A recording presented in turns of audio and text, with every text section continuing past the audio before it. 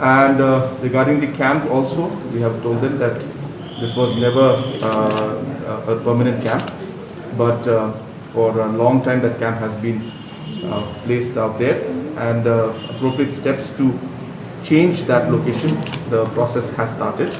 And the CRPF has also indicated to us in a positive manner that they also would like to create a permanent location.